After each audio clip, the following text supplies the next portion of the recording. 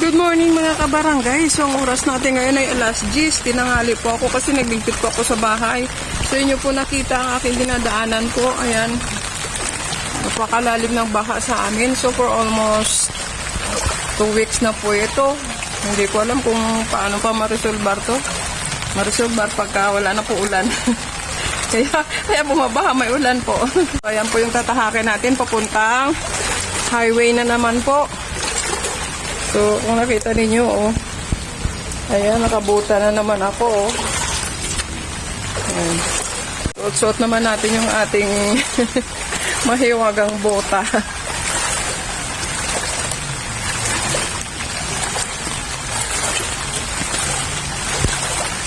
Wala na yung relief, eh.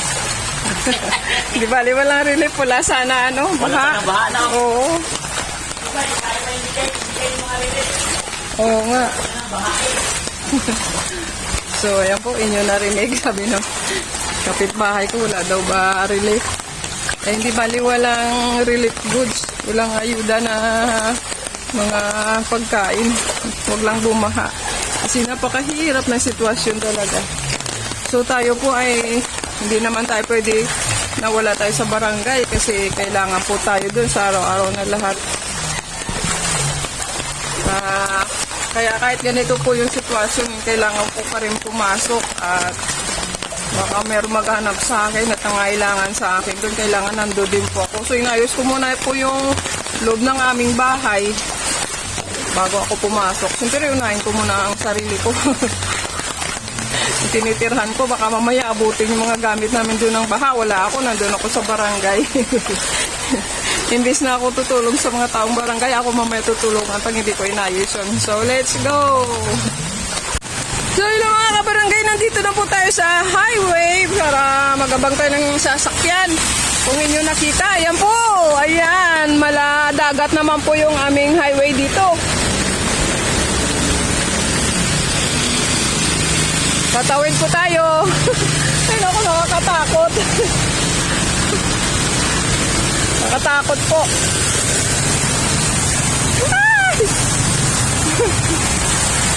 Ay! Hoy! Ingat! Oh, diba? Marami tayo makakakilala, kaibigan.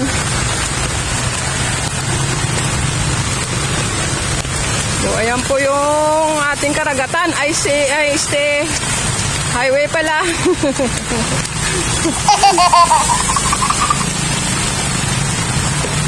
Hanggang doon yan, kaya doon tayo abang, medyo mababa doon banda, mataas. Doon tayo magabang na masasakyan. O, ayan o.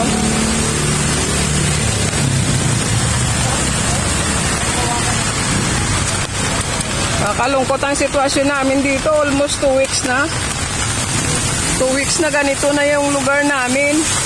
Uhupa siya ng konti. Pag umulan na naman, ganyan na naman. So, kakalungkot talaga isipin. Hindi ko alam kung ano magagawa ng gobyerno natin para dito. So, hindi lang naman nangyayari dito sa amin. Kung nasasakupan ng Pilipinas, anong konsensya ng mga nakaw nito sa budget ng flood control? Hello po. So, dito parte, kung mahina lang ang tuhod ko dito, malamang ano rin ako. Dahil napakalakas talaga ng agos ng tubig baha dito. Ayan o, kung nakita nyo, ayan. O. Mainam na butas na lang yan at dyan nadadaan. So, doon yung tinitirhan namin, yung doon. So, umikot pa ako, tingnan nyo. Imagine, ano kahirap ang sitwasyon galing sa amin.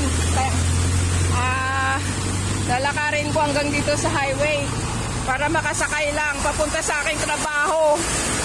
Ayan. Ano na po. Maladagat na po dito sa amin. Ayan o. Oh, muntik pa dalawang sasakyan.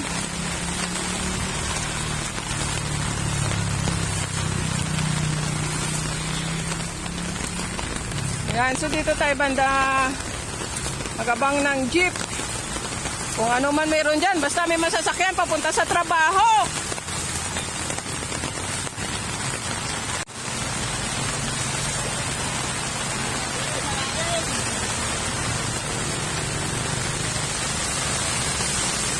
So ayan, nakita niyo yung sitwasyon namin dito. Diyos ko.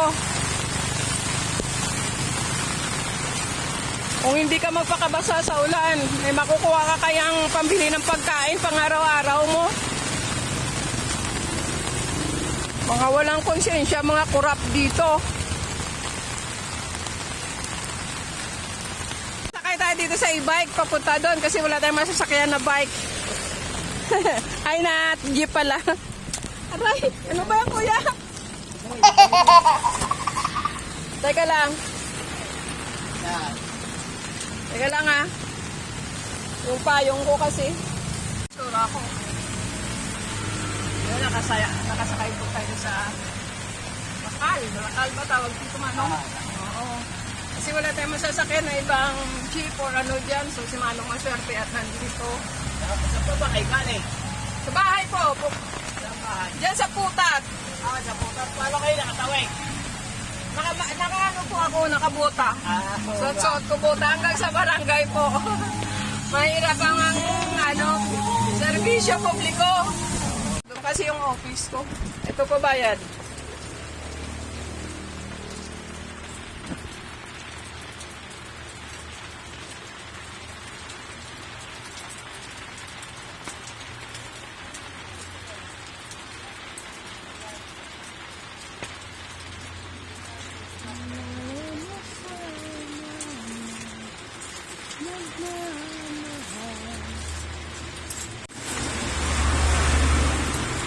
Manong, 20 lang po. Oo nga, 20 ka ho. 70, 80 yan. Akala ko po, 5. Sorry, thank you po. So, nandito na po tayo sa barangay. Nakarating na tayo. Dito na tayo sa ating office. Buksan na natin ang ating pinto. Oh!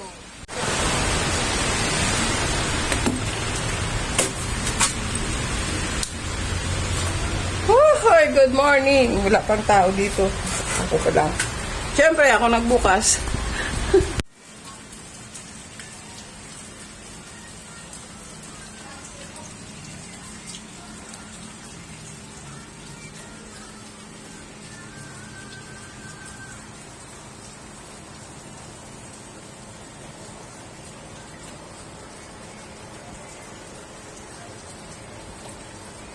Mga kabarangay, pauwi na po tayo. So, ang sinakyan natin na tricycle ay hanggang dito lamang.